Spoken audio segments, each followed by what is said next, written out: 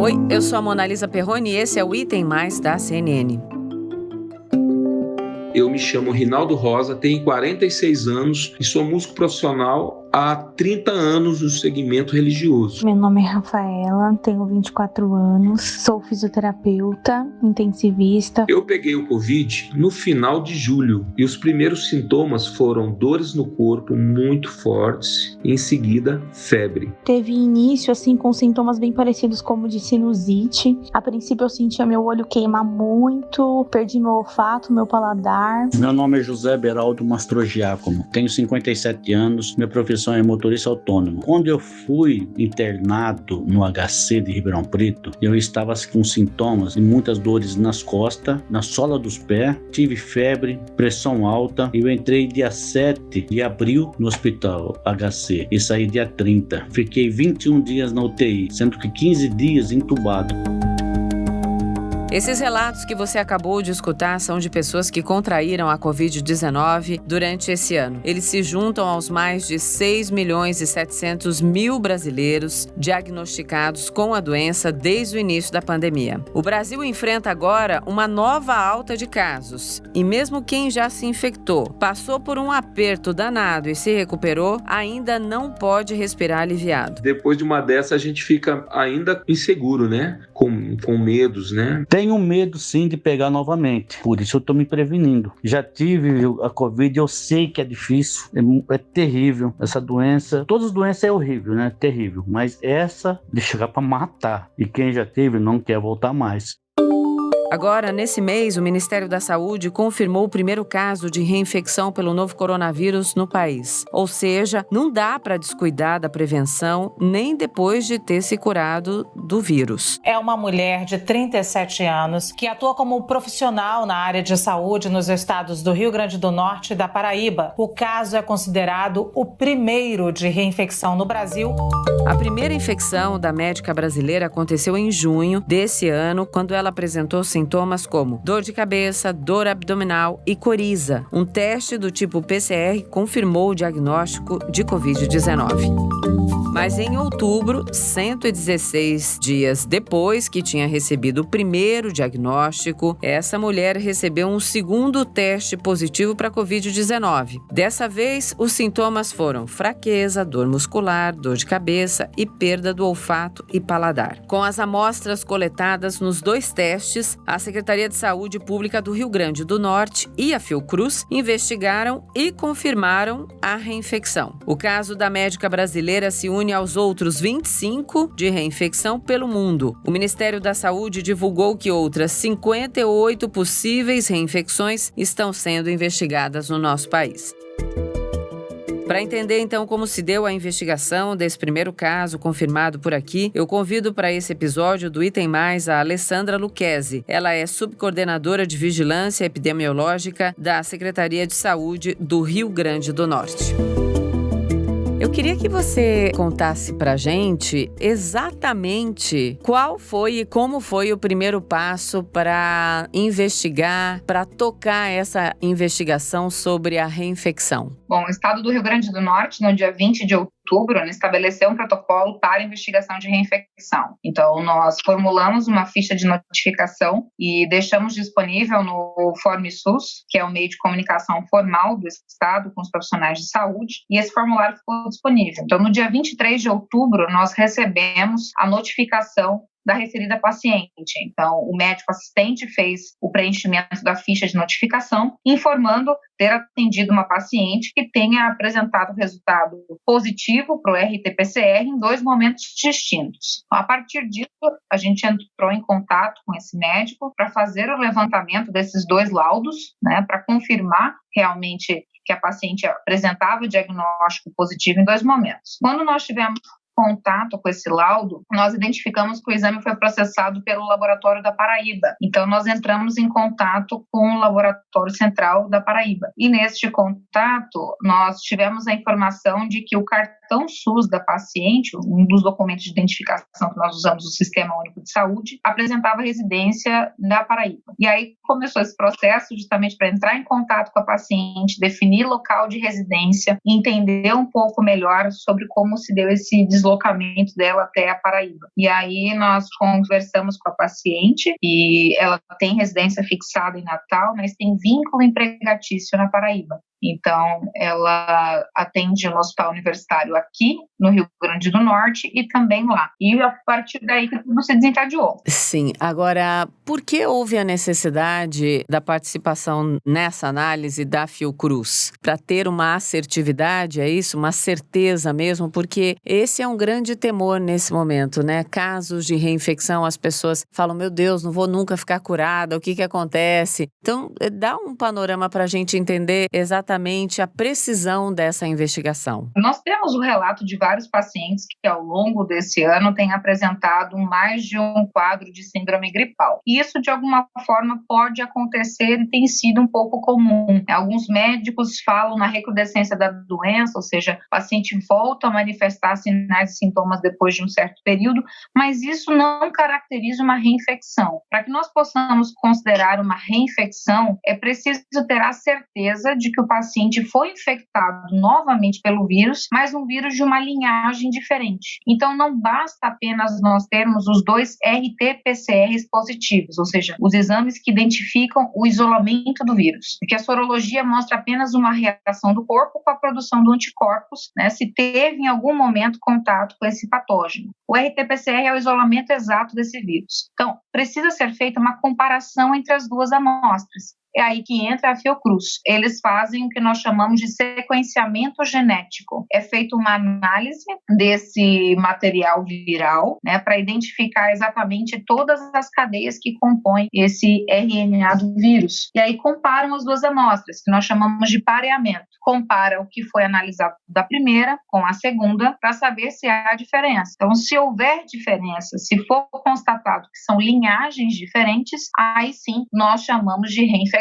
E a médica estava em que condições de saúde quando foi detectada e confirmada a reinfecção? Totalmente estável. A paciente ela teve, nos dois momentos, um quadro de síndrome gripal leve, então não precisou de internamento em nenhuma das vezes. Ah, sim. Então, nada grave. Eu faço essa pergunta até para a senhora falar aí qual que é o alerta que a gente deixa, então, para todos que nos escutam sobre a questão da reinfecção, sem nenhum alarmismo. Alerta sem alarmismo parece paradoxal, mas não. É exatamente o que a gente precisa ouvir nesse momento. Queria muito que você passasse um recado para todo mundo que nos acompanha. Alessandra, é possível? Claro, exatamente, né? Nesse momento, o que a população precisa estar ciente é que as medidas de precaução precisam permanecer sendo adotadas, né? Mesmo com a identificação desse caso de reinfecção, não há motivo para pânico, nós temos apenas que seguir os protocolos já estabelecidos. A reinfecção não é algo comum, não é um comportamento normal, né? Nós podemos sim observar alguns casos, são poucos casos ainda relatados pelo mundo todo, então nós precisamos ter a certeza de que há mais de uma linhagem viral circulando e que todas essas até o momento ainda não há uma comprovação de qual causa um sintoma mais grave, um sintoma mais leve, mas que as pessoas, até mesmo as pessoas que já tiveram Covid, não podem ter uma falsa sensação desse momento de segurança. Então, precisamos manter as medidas preventivas, a utilização da máscara, o distanciamento social, a higienização das mãos com frequência, para nos ajudar nesse processo de quebra de transmissão, né, que é o que mais nós precisamos fazer, é conseguir isolar os doentes e fazer com que pessoas saudáveis e susceptíveis não venham a contrair o vírus. E para a gente ter a certeza do estágio da pandemia do nosso país, qual que é o recado que você passa também para quem nos escuta? Tá ali com os sintomas, faz o que imediatamente? Bom, nesse momento, a recomendação de todas as autoridades de saúde pública é que se você apresenta qualquer tipo de sintomatologia de uma síndrome gripal, que procure atendimento e, obviamente, né, utilize imediatamente a máscara e se proteja até no momento de buscar o atendimento, preferencialmente, né, evitar locais com mais pessoas, não ir desenvolver as suas atividades laborais até que você tenha realmente um diagnóstico, um acompanhamento médico. O ideal é que você pratique o isolamento domiciliar, mesmo que seja um sintoma leve. Muito obrigada, Alessandra, por conversar aqui com a gente. Bom trabalho. E é isso, vamos continuar nos cuidando, porque a pandemia tá aí. Temos ainda uns bons meses. Dizem que é para sempre. O coronavírus vai estar aí na nossa vida, como o vírus influenza. A gente vai ter vacina e vamos aprender a lidar com ele. Mas como estamos nesse começo de convívio, nunca é demais informação. Muito obrigada e até uma próxima. Muito obrigada a você e a gente está sempre disponível para a população. Agora eu continuo essa conversa com o Marcelo Neubauer, que é médico infectologista pela USP e vai nos ajudar a entender melhor essa história toda sobre os casos de reinfecção. Vou começar o nosso papo com o meu exemplo. Eu tive a Covid-19, fiz exames depois de um período determinado pelo meu infectologista e não tenho anticorpos. Eu posso ser reinfectada? Vamos lá. Você tem a mesma chance de se reinfectar de qualquer brasileiro, tá? Aqui, em outras palavras, essa chance é muito baixa. Não é zero, mas é muito baixa. O que acontece? Quando a gente pensa em defesas contra agentes agressores, e falando especificamente de vírus, nós temos dois tipos de defesa. Uma nós chamamos de imunidade do tipo humoral, que é a imunidade que é dependente dos anticorpos, que é aquilo que a gente mede quando faz o teste sorológico. O outro tipo é o que se chama de imunidade do tipo celular, que ela não depende de anticorpos, ela depende das nossas células de defesa que vão se voltar contra os agentes invasores. A imunidade do tipo celular, ela não é medida rotineiramente nos laboratórios, porque são exames extremamente caros, extremamente complexos e que dependeriam de trabalhar com vírus vivo, não com vírus vivo selvagem, então depende de laboratórios de segurança. Então não são testes que são feitos na rotina, no dia a dia, tá? Só que a imunidade celular, ela é muito mais importante que a imunidade mediada por anticorpos para nos proteger. Mas então, será que as minhas células estão protegidas? Olha a pessoa na pura ansiedade do papo. Olha, eu diria que sim. Sabe por quê? A gente não consegue medir a imunidade celular, a gente sabe que ela existe. O fato do teu exame sorológico, quer dizer, sua dosagem de anticorpos ter sido negativa, isso não aconteceu porque você não tem anticorpos. Isso aconteceu porque você tem anticorpos no limite abaixo do limite de detecção do exame. E provavelmente, se você fizer um contato novo com o vírus, você rapidamente faz um pico de anticorpos, entendeu? Nossa, tá. Agora, com relação à reinfecção, são raros casos ainda, a gente tem um caso confirmado, que é aquele caso do Rio Grande do Norte, e tem mais alguns, acho que tem uns 40 ou 50 casos suspeitos. Considerando que nós já tivemos milhões de casos no país, esse é um número muito pequenininho. E é um número que pode acontecer eventualmente em qualquer doença, isso pode acontecer. Pensa, a gente tem que tomar vacina de gripe todo ano, por quê? Porque a imunidade contra o vírus da gripe não é uma imunidade duradoura e, ao mesmo tempo, o vírus ele sofre processos de mutação, ele se torna diferente. E a gente pega vários episódios de gripe ao longo da vida. Com o coronavírus, não teria por que ser diferente. Se a gente pega os livros de medicina, ontem eu fui dar uma consultada num livro de medicina que eu tenho, que é um livro, uma espécie de bíblia da medicina interna, no capítulo de resfriados, um dos agentes causadores do resfriado é o coronavírus. E nesse livro, que é uma edição em português de 2012, portanto é uma edição inglesa que deve ser de 2008, mais ou menos, já falava que o coronavírus pode não produzir imunidade permanente. Então não é surpresa que isso pudesse acontecer, é alguma coisa que a gente sabia. A questão é que ainda é muito difícil separar o que é uma reinfecção do que é uma infecção prolongada ou do que é um exame eventualmente falsamente positivo. Porque pessoas que tiveram coronavírus, a Covid-19 especificamente, principalmente as que tiveram quadros mais graves, elas podem permanecer com o exame de PCR, aquele que a gente colhe do fundo do nariz, positivo por um tempo muito prolongado, mesmo que isso não represente possibilidade de infecção. Na verdade, depois de 14 dias de doença, depois que a pessoa está curada, o que o exame está achando são vírus mortos lá no fundo do nariz. Eles estão lá, eles não são capazes de transmitir a doença, mas eles podem permanecer positivo, o exame pode permanecer positivo por um tempo prolongado. Então a primeira coisa que precisa para a gente pensar em reinfecção é, o paciente ele teve PCR positivo e negativou o PCR. E aí ele voltou a ter PCR positivo positivo, e se você conseguir fazer isolamento da cepa, checar que não é a mesma cepa, que é uma cepa diferente, que é o que esse caso do Rio Grande do Norte conseguiu comprovar.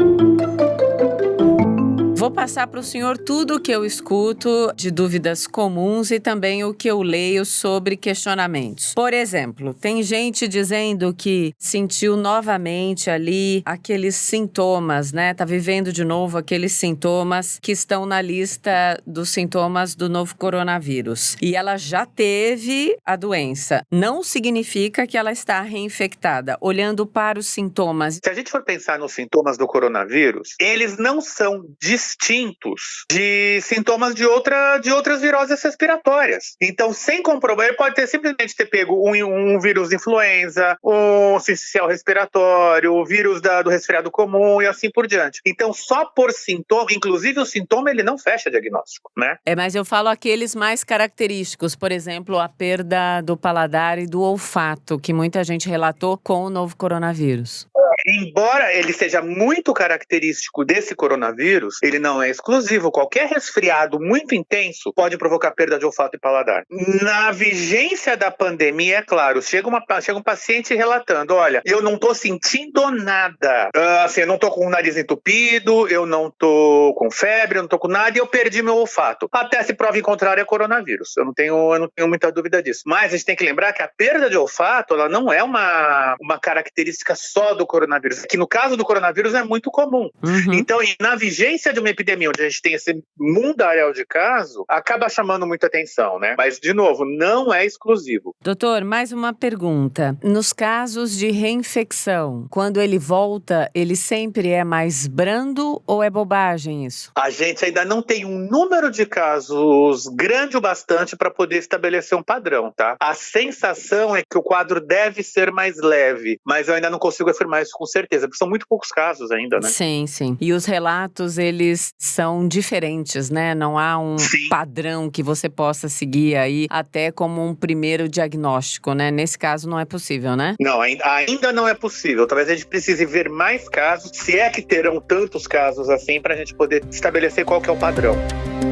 Diante disso tudo que a gente está conversando, por que ainda é muito importante usar a máscara sempre em ambientes, né? E passar o álcool gel nas mãos e manter a asepsia exatamente como antes? Bom, primeiro nós estamos em plena segunda onda da doença. E o que a gente sabe da experiência do hemisfério norte é que nos países onde houve uma segunda onda, ela foi muito mais agressiva do que a primeira onda. E nos países onde teve uma terceira onda, ela foi muito mais agressiva que a segunda. Então, não dá para baixar a guarda em relação a esse vírus. A máscara, ela é muito importante para nos proteger de nos contaminarmos, mas ela é muito mais importante de nos proteger de transmitir. Quando você está usando a máscara, você também está evitando, caso você seja um portador assintomático, e tem bastante por aí, você tá protegendo as pessoas à sua volta. Então, usar a máscara não é só uma questão de proteção e não é só uma questão de opção pessoal. Eu arrisco pegar ou não, é uma questão de cidadania. E com relação às medidas de higiene, sim, elas precisam ser mantidas. A gente olhando os números, eu acompanho diariamente os dados do Ministério da Saúde, o Brasil está subindo o número de casos exponencialmente, nós estamos em plena rota de subida e já estamos com números comparáveis ao pior momento da primeira onda. Nós estamos chegando lá. A evolução ela não está homogênea no país, alguns estados estão subindo muito mais do que outros, mas está subindo. E quem não subiu ainda vai subir. Então, assim, não dá para baixar a guarda com esse vírus. Eu boto muita esperança na vacina, eu acho que a vacina vai ser a grande virada dessa doença, seja qual for. A gente tem 4 laboratórios correndo atrás da vacina, que são laboratórios extremamente sérios, extremamente profissionais. Os estudos são estudos todos multinacionais, todos auditados, todos... Eu tenho lido muita bobagem em rede social com vacina, tá? Então, são estudos sérios, são estudos auditados. E eu tô torcendo pela chegada da vacina, de qualquer uma delas, o mais depressa possível. Sim, eu também. Doutor Marcelo Neubauer, muito obrigada pelo papo, pela consulta. Eu que agradeço. E até uma próxima. Muito obrigado, Mona Lisa. Um abraço. Começamos mais uma semana, estamos cada vez mais perto das festas, né, de fim de ano. Se você ainda não decidiu o que fazer e como será, ouça esse episódio aí mais uma vez, manda o episódio para a família, para os conhecidos, para que a decisão seja sinônimo de bom senso e sensatez. Então é isso, amanhã tem mais. Em Té.